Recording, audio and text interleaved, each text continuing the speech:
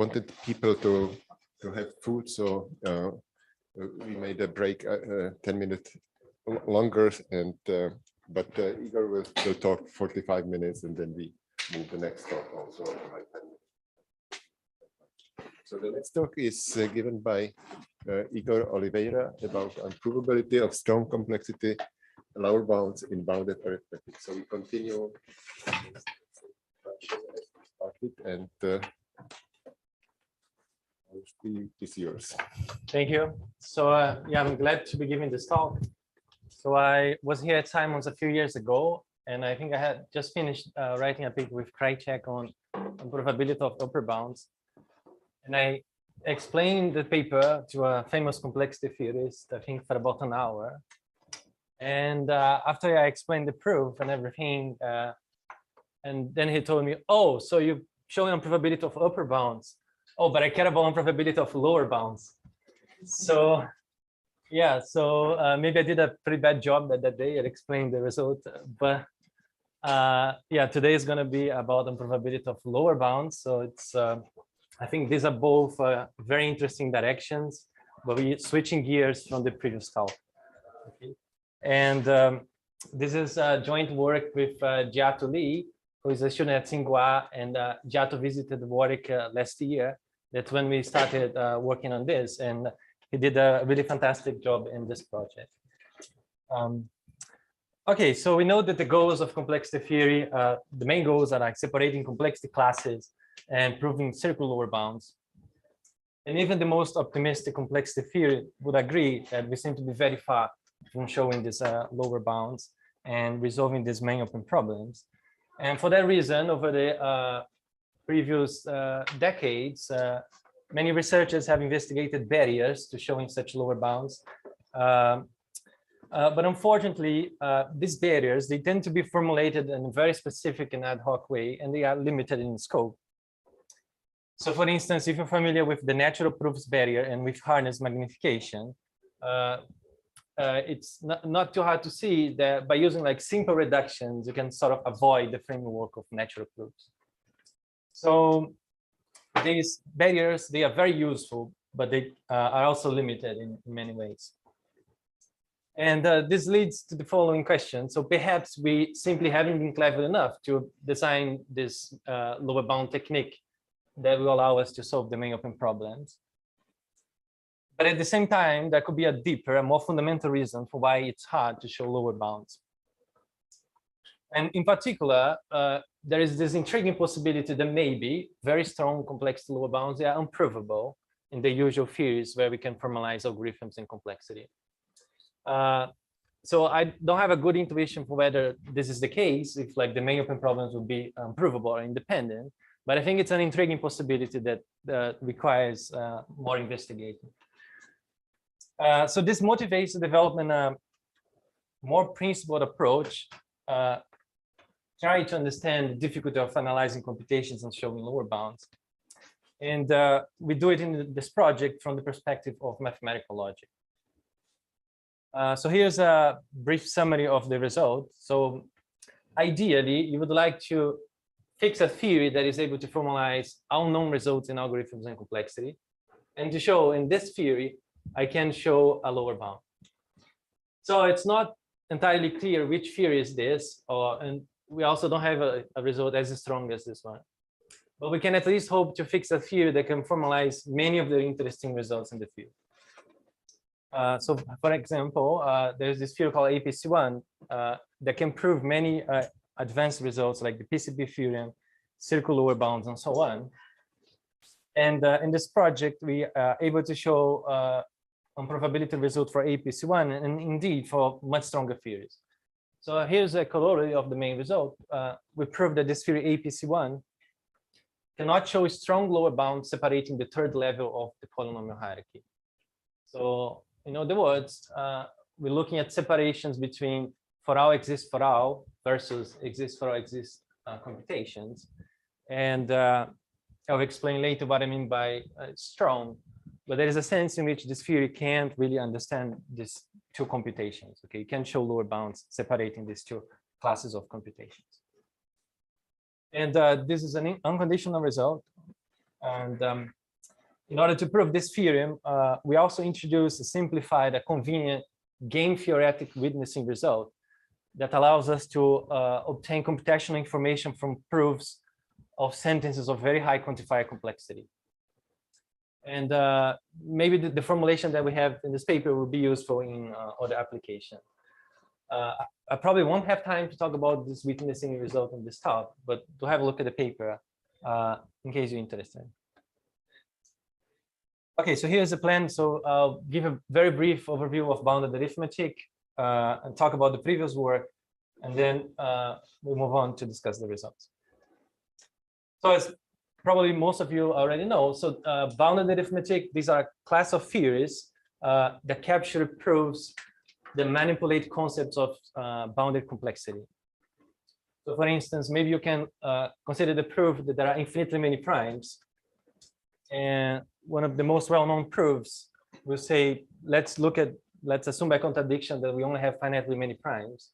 We're going to take the product of all previous primes plus one, and from there we're going to do something else.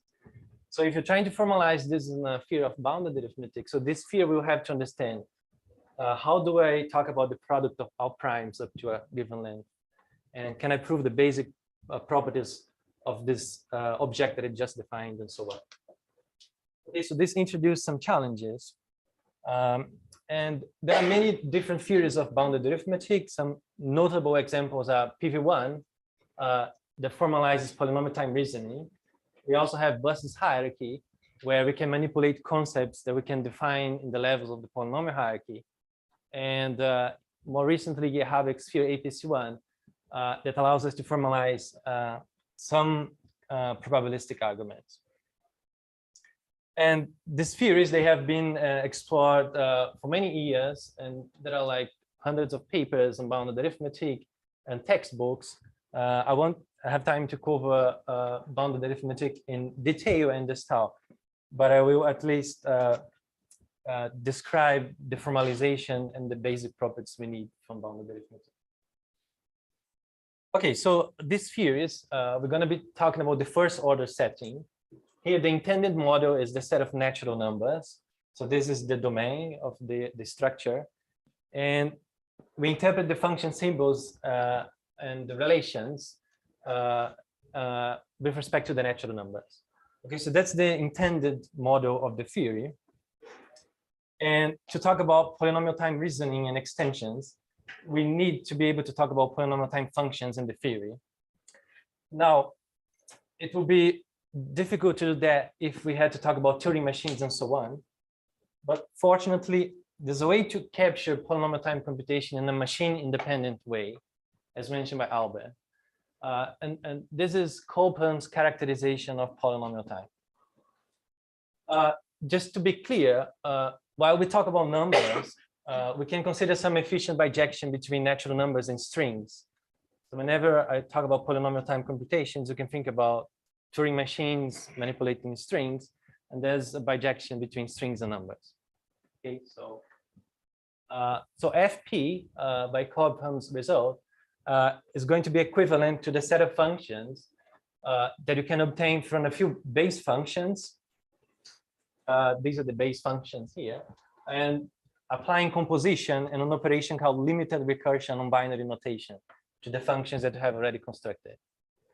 So for this talk, you won't need to understand this theorem. I just showing it to you so you get a sense of how you can talk about polynomial time computations in the theory.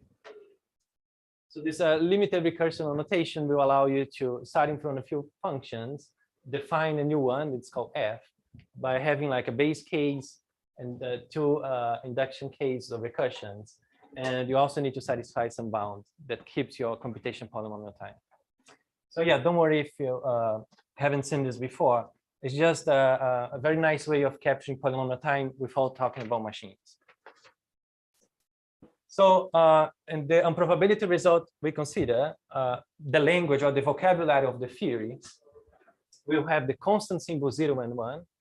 And it's going to have a function symbol for every algorithm, for every polynomial time computation that you can introduce using Cobham's construction. Okay. And we also have predicate symbols for equality and less than or equal. So we have a function symbol for every algorithm. And the theory also understands how different algorithms are built from each other. Is it clear the definition of the language? Constants, function symbols, and the predicate symbols. All right. Okay, so now the theories we consider, we call them TIPV. So fix an integer I. And TIPV is going to be the theory of all true for all sigma b I minus 1 sentences in this language LPV that I have just defined. So true sentences means the sentences that are true in the natural numbers. Okay. Now let me tell you what is this class of sentences for all sigma b I minus 1. So when I equals 1, this is going to be just for all sentences. So this will be the universal sentences, the ones that do not use existential quantifiers. Okay, so everything that you can write with just universal quantifiers, and that is true, is going to be an axiom of T1PV. Now, when I is larger than 1, for instance, when I equals 3, then T3PV will contain as axioms all true for all sigma B2 sentences. So now these are the sentences where you have universal quantifiers without bounds. And then you have 2 blocks of quantifiers starting from existential, and then you have for all. And now these are bounded quantifiers. Okay? So that means that whenever you quantify over a variable, it has to be bounded by a term of the previous variables appearing in the sentence. Okay, so for all sigma B2, we'll have 2 blocks of bounded quantifiers after a universal quantifier. Then you have like this quantifier-free formula that generalizes to every fixed I. So let's see some concrete examples. So Fermat's little theorem. So it says that for every A and for every P, so this will be your universal quantifiers without bounds. If A to the P is not congruent to A modulo P, then there exists an integer D that is non-trivial and that divides P. So as you can see here, you have a bound on this existential quantifier. It's at most a variable that appeared before. So this is what I mean by a bounded quantifier. And if you check the, like you formalize this and look at the quantifier complexity of the sentences, it's going to be like a for all sigma B1 sentence, because there is the for all for A and P, and then there's an existential bounded quantifier. And because it's a for all sigma B1 sentence, it's going to be an axiom of T2PV. So this is a theorem that is provable in T2PV. As a second example, the dual Wick-Pinchot principle. So we fix a function symbol f in the language of the theory, so a polynomial time function. Now it says that if you map 2 to the n pigeons to a large number of holes, then there's an empty hole.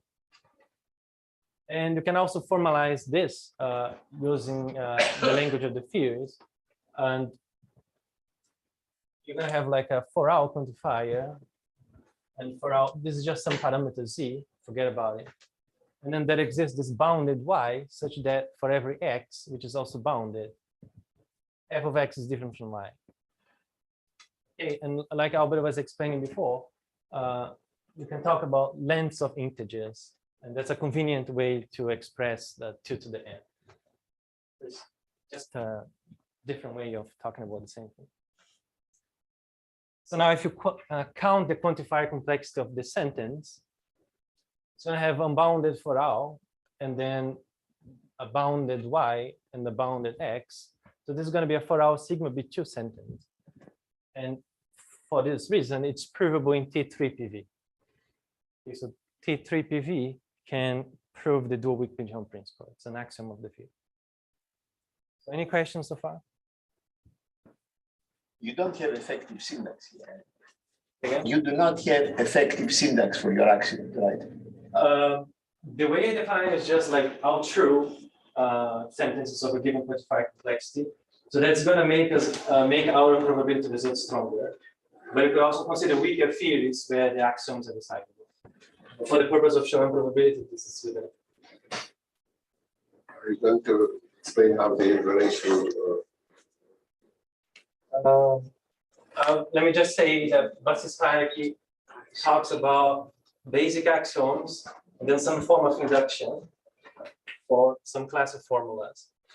And if you just count the quantifier complex of this induction sentences, they will be in some level of the hierarchy. So maybe SI2 is in TI plus 2 or 3 PV. So yeah, Definitely not. The issue is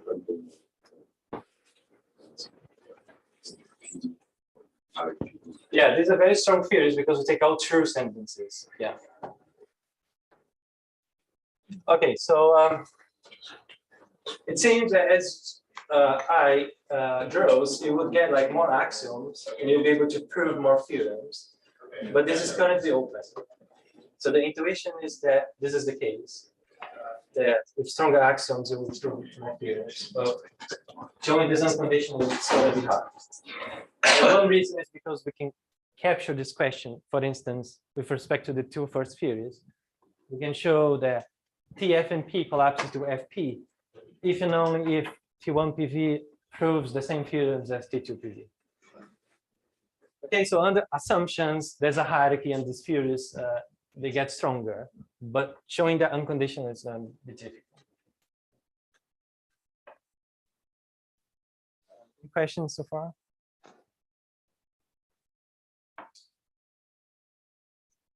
Okay, so finally, let me mention this theory APC1, which I alluded to before. So this was introduced by Jeřábek in a very beautiful work, and it's able to formalize a class of probabilistic methods and randomized algorithms. So not every probabilistic argument you can do in APC1, but there's a large class of them. And it's an extension of this theory PV1 with this dual weak pigeonhole principle sentences for every function symbol. And for the purpose of this talk, you can just think of APC1 as being T1 PV. So these are all true universal sentences, plus this scheme of this axiom scheme. So for every function symbol, we add this dual weak pigeonhole principle for that function symbol. So that formally defines APC1. That's not the original definition. It's actually stronger than APC1, but that's going to be enough for us to show improbability.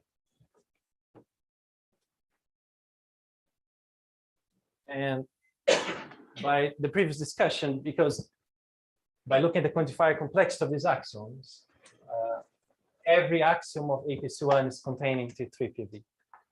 Okay, so everything you can prove in APC1, you can also prove in T3 PV.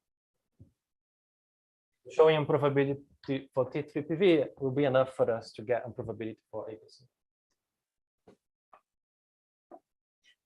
Okay, so don't have much time, but let me tell you about the previous paper. So in '95, Razborov initiated this study of complexity lower bounds in bounded arithmetic. And since then, has been like numerous papers, both in bounded arithmetic and in the setting of propositional, in the propositional setting, studying the probability of lower bounds. For this talk, the most relevant papers, this one introduced by Krajcek, which introduced one of the main techniques, and extension of this idea that appeared in a paper of P, and more recently in Peek and Santana, where they investigated improbability of lower bounds, and most importantly, Peek and Santana, they established an unconditional result. Okay, so let me tell you about this paper in the next slide. So they consider strong complexity lower bounds separating NP from co-non-deterministic circuits. So we fix a non-deterministic polytime machine M. So this is like any non-deterministic polytime machine M. And they consider a sentence stating the following lower bound, that for every large enough n, and for every co-non-deterministic circuit D of sub-exponential size, then this machine M and D, they disagree on 1% of the input strings. We feel this is a strong lower bound because it's like and P against sub-exponential size circuits, and also in the weak average case setting. Will you say how the size is specified? Yeah, so I'm going to explain this in more detail later, but this is like a log-log formalization. So you can quantify over entire truth tables to express the sentence. And what they prove is that no matter the machine that you fix, this lower bound sentence is not provable in this sphere T1 PV, and also in a fragment of this Jeřábek sphere APC1. Okay, so they prove this unconditional result. And our main motivations in this project were to obtain results for stronger theories, and in particular to be able to show it for APC1, and also trying to understand more natural formalizations in the following sense. Here, the way this is done is you fix the machine outside the theory. For every fixed machine, you postulate a lower bound for that machine. And this is done to reduce the quantifier complexity of the sentence, so you can apply standard witnessing techniques. Now, we are interested in formulations where you can, in some sense, quantify over the machine inside the sentence, which would be like more natural. So you have a single sentence that stays the lower bound instead of a collection of sentences. But this introduces another quantifier in the sentence, and it is it's harder to manipulate the sentence of higher quantifier complexity. These were the two motivations, like to get to stronger theories and to maybe look at sentences that are a little bit more natural in the way they state the lower bound. Okay, so now let me describe the results. So we look at separations, this strong form of separations between pi I circuits and sigma I circuits. So these are just the extensions to the ith level of the polynomial hierarchy. So for instance, we will have a sentence saying for every large enough n, there exists a pi 3 circuit of poly size that is, say, 1% far from every sigma 3 circuit of sub-exponential size. And what do I mean by pi I and sigma I circuits? So these are just deterministic circuits, but we interpret the computation in the sense of the polynomial hierarchy. Okay, so they have extra inputs, and we have like quantifiers for these inputs. But the way the sentence refers to these objects, these are just like numbers. And when you talk about their computations, we need to use extra quantifiers to describe the computation. So more formally, so we have a lower bound LBI sentence that says for every n in log log, so we can manipulate truth tables in the sentence. So this is at the exponential. So for every n in log log, there is some pi I circuit of size S1 that is mildly average case hard against sigma I circuits of size S2. Just the more general formulation of the sentence. This is not like a fully formal sentence, but just wanted to give you a little bit more details about how this is done. And because of this log-log, it means that your proofs, potential proofs of the sentence, they can manipulate objects of bit length 2 to the n. And also, if you're applying witnessing, the algorithms you extract from the proof, they're going to run in time 2 to the n. Yeah, let me just say that because the theory can manipulate objects of exponential size, if you show an unprovability result in this setting, it's a stronger result. Okay, it would be easier to prove theorems when you can quantify over such large objects. So on the top one, you have 1 over n far, and on the bottom, you have m of n, which is, so how big is m of n, just in the? Yeah, so m here will be the exact number. So it will be like 2 to the n over n strings. Oh, I see, so yeah. you will actually. Yeah, that's the actual formalization. More questions?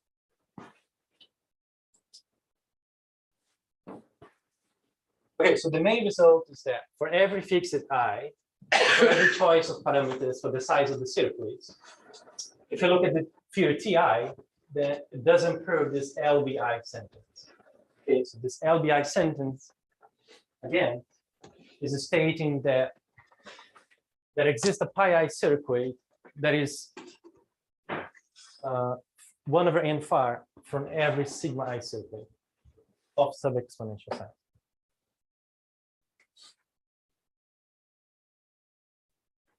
So yeah, now we have like this single sentence that also quantifies over this pi I circuit. That's what I meant by having like a higher quantifier complexity, but perhaps being a little bit more natural. And as a corollary, because P3PV contains APC1, we get APC1 doesn't prove LB3, which is the lower bound sentence for the third level of the polynomial hierarchy. This is the informal result I mentioned at the beginning of the talk.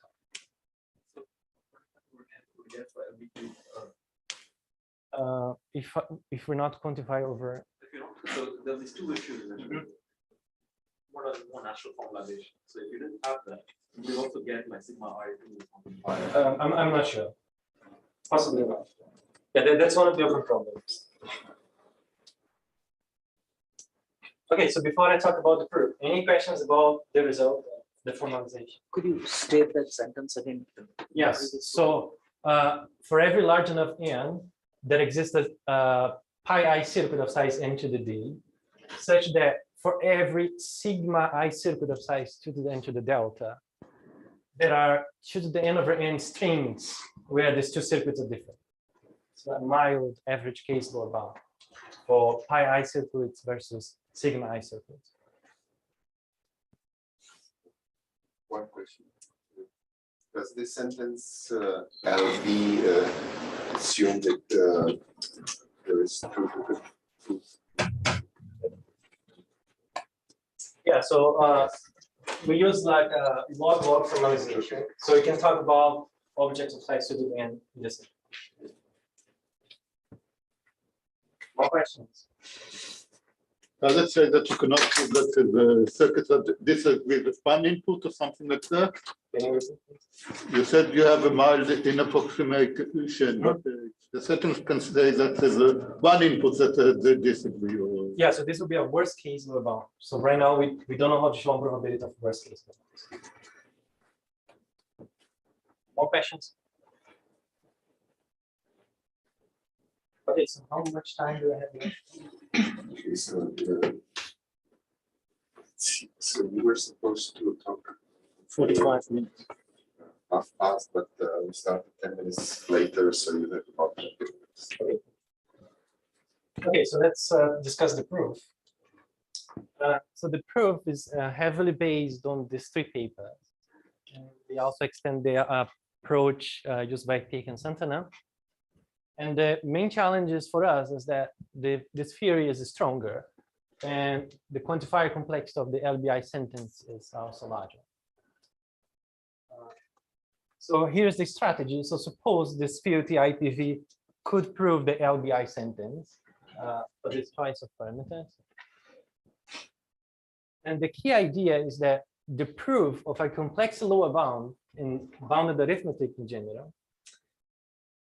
implies a corresponding complexity upper bound. Okay, so from a lower bound proof that can be formalized in these theories, we're going to get some kind of upper bound, some weak upper bound. And we're going to argue that the lower bound and the upper bound that we extract from the proof, they contradict each other. Now, because these theories can only prove true sentences, this contradiction at the end implies that the original proof we assume to exist, that's a contradiction. It doesn't exist. Okay, so the game is to get some upper bound from a lower bound proof. And I won't have time to explain the proof in detail, but I want to give you an example, a simple setting where we can extract upper bounds from lower bounds. Okay. So I call this constructive lower bounds. So we'll be looking at the setting of NP versus non-deterministic circuits of large enough polynomial size.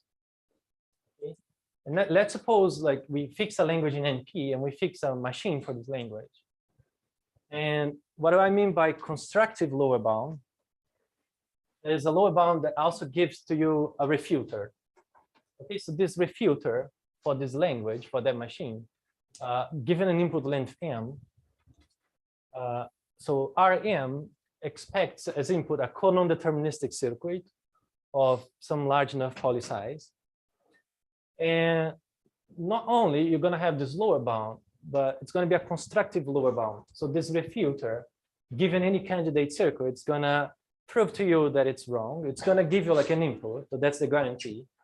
So the refuter gives you an input where the machine M on input length little m is different from this input non-deterministic circuit. And for the setting we care about, we're going to assume this refuter has a lot of time. So it runs in time 2 to the m. So this is an object of size poly m. We allow the refuter to run in time 2 to the m. Okay, so we have a lower bound that is constructive in some sense, also gives a refuter. So that's the assumption. That's what we have. And I would like to use this refuter to extract a non-trivial upper bound for the language L. Okay. And by non-trivial, it's going to be like a sub-exponential average case upper bound. So that's the game. That's the assumption. We need to get some kind of upper bound. So any questions about the setting here? Okay, so we have this refuter. Now we would like to approximate the language on length n in time 2 to the n to the delta, or in size 2 to the n to the delta. And we want to use the refuter. Okay, now this refuter runs in time 2 exponential in the input length. So if we're trying to achieve this, we better use or run this refuter on smaller input lengths. Okay, so that's the first thing we're going to do. We'll be focusing on how to use this refuter on input length n to the delta. Okay, while we're trying to compute the original language on inputs of length n. So to do that, we're going to encode the original computation on input length as a collection of non-deterministic circuits in a very simple way.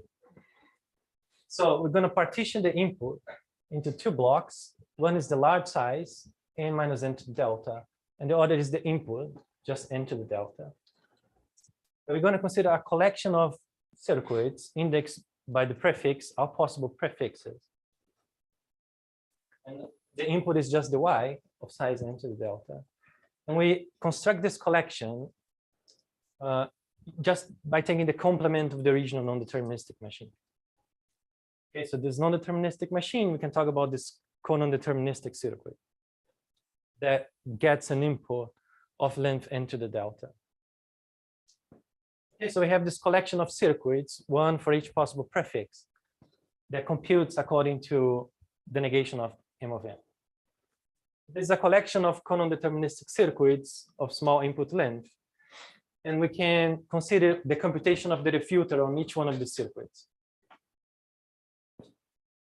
Okay, now we have a large collection of circuits, and each one has input length n to the delta. The refuter will always find a counterexample. So there must be a counterexample string that occurs more often than the others. That's just a simple fact. So if you run the refuter on every possible prefix, there's going to be some y star that is produced with probably at least 2 to the minus n to the delta. We're going to store this y star non-uniformly in the proof now. We want to construct an upper bound for the original language on inputs of length n. We're going to store this y star. And we're going to compute in the following way. So we're giving an input of length n to the original machine. We're going to break into 2 blocks, similar to what we did before in the construction. And moreover, it's going to be useful in the proof to assume that the second part of the input is exactly y star. So in this construction, we're trying to do it on input length n. If this second block is not y star, we're just going to output a random bit. And this is not going to hurt us too much because this is of length n to the delta. We're hoping to get some kind of non-trivial correlation. We're losing something here, but with non-trivial probability, we're going to see y star in this part of the input. Okay, and now we compute in the following way. So just stay with me. It's going to make sense in a minute. So we take X, we partition into two parts. We construct the circuit with the prefix W, run the refuter. If we don't get Y star, we again output a random bit. We're not losing too much here in terms of average case upper bound because we know that Y star happens with non-trivial probability as well. But if we do get Y star, then from the guarantee of the refuter, we know that the computation of M on inputs of length into the delta on Y star, this disagrees with this non-deterministic circuit on Y star. Okay, so we get this from the property of the refuter. And from the construction, this is just the negation of M of n when we put together the prefix and Y star. So we derive this in this case. Now, this part here only depends on Y star. So there's a fixed bit that you can also hard code in your circuit. So what happens is that you have learned this value here when these conditions are met. You know that the negation of M of n on the input string you care about, you can recover it from this hard-coded bit. Okay, so just putting this together, this will allow us to construct a circuit where you achieve a correlation that is non-trivial of order 2 to the minus n to the delta. And the running time, the complexity is the complexity of running this refuter. Remember, it takes exponential time, but we're running it on circuits of input length n to the delta. We get a circuit of size 2 to the n to the delta as well. It's a very simple construction, and it shows how to get a non-trivial upper bound from a constructive lower bound when you have a refuter. Okay, that's the entire construction for this toy example. Maybe it was a bit too fast, but if you check the slides again, everything is in here. Okay. So I guess how much time? Okay. So maybe I can take questions then. Questions about this construction?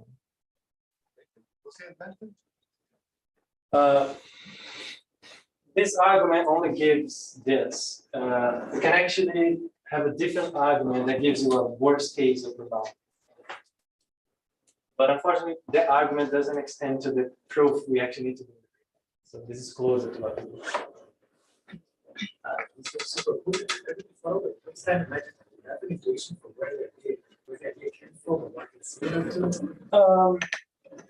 It is the fact that you like having this kind of compression, right? So we get into n to the delta. There's this more common string, and whenever that happens, you learn the value of the computation. And when it doesn't, then you can check when it happens, you just output a random bit. So the refuter is finding a mistake. The fact that there's a mistake kind of tells you what's the correct output of the function. So if I know something is a mistake and I know the value of the computation on the point, then I learn, I can take the negation and I learn. So that's all my here, but that's like a description of the proof, right? Yeah.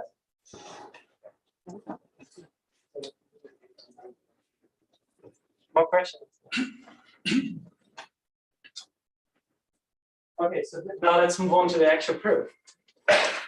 So I want to show TIPT doesn't prove these lower bound sentences for the ith level of the hierarchy. And by contradiction, we suppose this is doable, so we have a proof. And the first step is just a trivial step that if you can prove an average case lower bound, then you can also prove a worst case lower bound. Okay, so we no longer need this number of points. There's a worst case sentence that just tells you that there's one mistake. Okay, so this is a trivial step from the proof of average case lower bound to get a proof of a worst case lower bound. Now the second step is this vast generalization of the toy example, where from a proof of a lower bound in the theory, we're going to extract an upper bound. Okay. So we're actually going to show that for every poly-size pi I circuit, there's going to be a not too large circuit with sigma pi minus 1 oracle gates that approximates the initial circuit E in some non-trivial way. So this is slightly different from the toy example I gave you before, because there I approximated this original language L of the machine N. Here you're actually approximating every pi I circuit, not just a single one. Okay? And this is useful in the proof. So for every pi I circuit, you're going to get a non-trivial approximation. Now, if you apply a hardness amplification for the polynomial hierarchy in its constructive way, so if everything in pi I has a non-trivial approximation, then everything in pi I will actually, you'll be able to compute on 1 minus 1 over a fraction of the inputs. Okay, so this allows us to move from a non-trivial correlation to like 99% regime. This is done outside the field. Finally, because this theory can only prove true statements, this is going to be a contradiction. So we have just proved how to non-trivially approximate every pi I circuit, but the sentence states that there exists a pi I circuit that is hard on average. So this is a contradiction. That's the overview of the proof. And the main step is to extend this toy example to the main lemma. How from a proof in the theory, I get a non-trivial upper bound.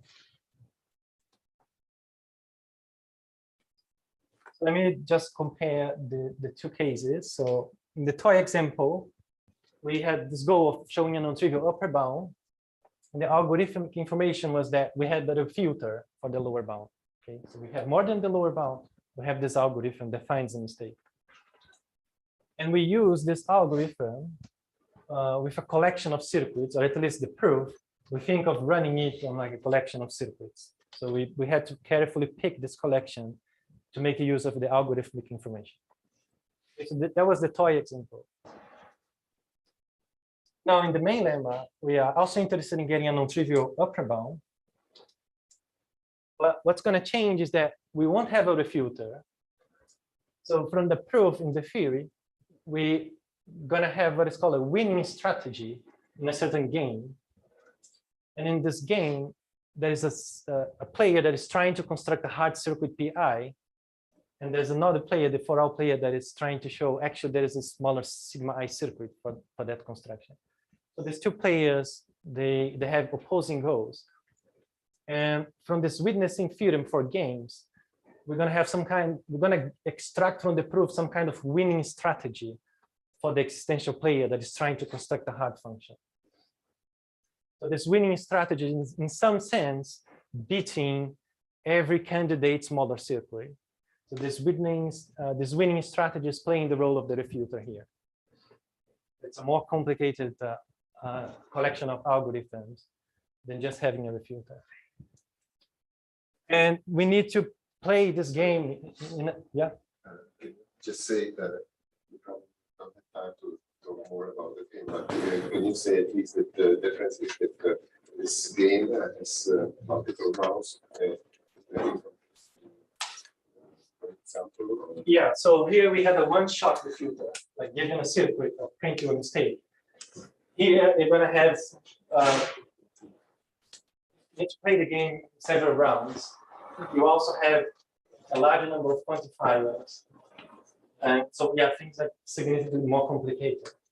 And what you need to do is, while here I had to pick the input for the refuter, here I need to pick the strategies of the for all player that I'm going to defeat. So I need to carefully choose these for all players and how I'm going to use that to construct an upper bound. And let me just say that the way this is done, like we don't have the simple construction. We need to use ideas from pseudo-randomness and the Nizam generator to define the strategies of the for all players. It's slightly more complicated. And the use of Nizam generator also appears in the previous papers. But one important difference for us is that in these games, the existential player can change the hard circuit. So the existence of a hard circuit is part of the sentence. And as you play the game, you can also change the candidate hard circuit. So this introduces some additional difficulties when extending. Okay, so that's all I have to say about the proof. Let me mention now some problems. So we have established the unprovability of a strong lower bound. And you can think of it as maybe evidence that the upper bound could be true.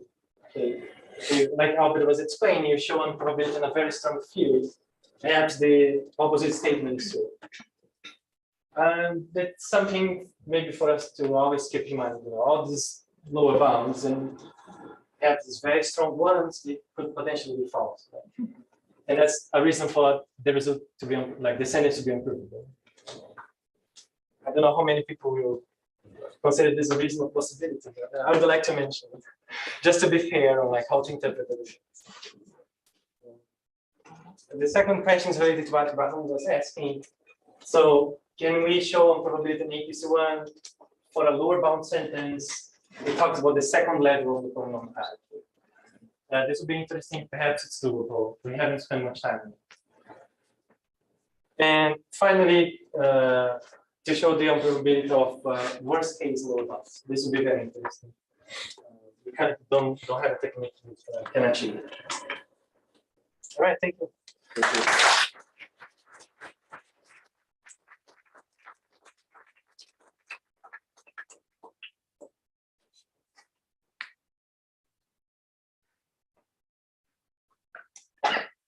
Regarding the first bullet, I think if you replace 2 to the n to the delta by 2 to the n, then it's actually that one is true, right?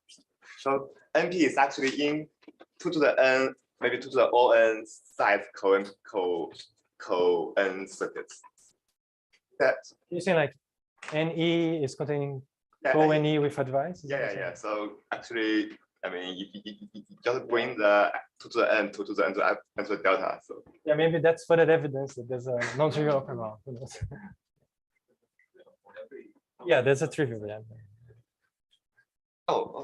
Okay, NE containing co-NE with n bits of advice. It's simple, but I mean, it's an interesting idea. More question? Okay, since we are running behind the schedule, let's leave the questions after the talks, and thank you again.